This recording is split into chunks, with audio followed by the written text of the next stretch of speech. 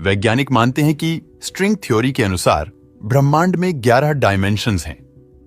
वैज्ञानिक ये भी मानते हैं कि ब्रह्मांड में हर जगह पर समय की रफ्तार अलग अलग है और ये सब खोजें वैज्ञानिक ने पिछले कुछ सौ सालों में ही की है। लेकिन क्या हो अगर मैं आपसे कहूं कि जितना प्राचीन हमारा सनातन धर्म है उतना ही आधुनिक इसका विज्ञान है।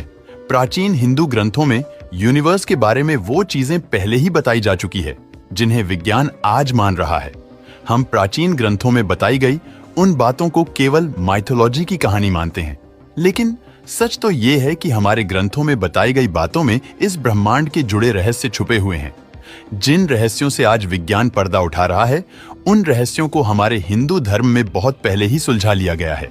वैज्ञानिक के 11 डायमेंशंस को एक्सप्लेन करते हैं, लेकिन सनातन धर्म में ब्रह्मांड में 64 डायमेंशंस का जिक्र किया जाता है। डायमेंशन वाला ये कॉन्सेप्ट विज्ञान के लिए भले ही नया है, लेकिन हिंदू धर्म में इसका हजारों साल पहले ही जिक्र किया जा चुका था। इस वीडियो में मैं आपके साथ कुछ ऐसी स्टोरीज शेयर करने जा रहा हूं जिन्हें जानकर आप अपनी संस्कृति पर गर्व करोगे। क्या आप जानते हो कि पहली बार पैरेलल यूनिवर्स की थ्योरी कब दी गई थी? दरअसल पहली बार साल 1954 में ह्यूग एवरेस्ट नाम के एक प्रोफेसर ने दुनिया को बताया कि हमारी दुनिया जैसी ही एक और दुनिया है जो हमारे साथ ही एग्जिस्ट करती है। लेकिन अगर मैं कहूं कि हिंदू लेखकों ने हजारों साल पहले ही पैरेलल यूनिवर्स की थियरी दे दी थी, तो आपका क्या मानना होगा? अगर आप मेरा यकीन नहीं कर रहे तो एक बार इस कहानी को सुनिए। ये कहानी रामायण से है। भगवान श्री राम और रावण के युद्ध को खत्म हुए कई दशक बीत चुके थे। मर्यादा पुरुषोत्तम श्री राम ने कई सालों तक राज किया और चारों ओर राम राज्य की स्थापना की।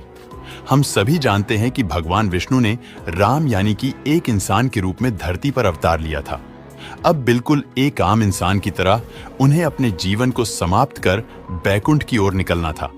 लेकिन वो यह बात जानते थे कि उनके सबसे बड़े भक्त हनुमान उन्हें धरती से जाने नहीं देंगे। श्री राम जी को बचाने के लिए वो खुद यमराज तक से लड़ सकते थे।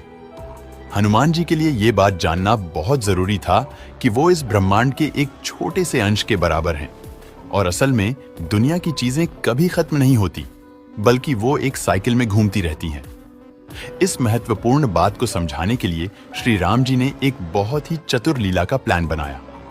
उन्होंने जमीन के अंदर एक छोटी सी दरार बनाई और उसके अंदर अपनी अंगूठी फेंक दी। इसके बाद उन्होंने हनुमान जी को बुलाया और उन्होंने हनुमान जी से अंगूठी को निकालने के लिए कहा।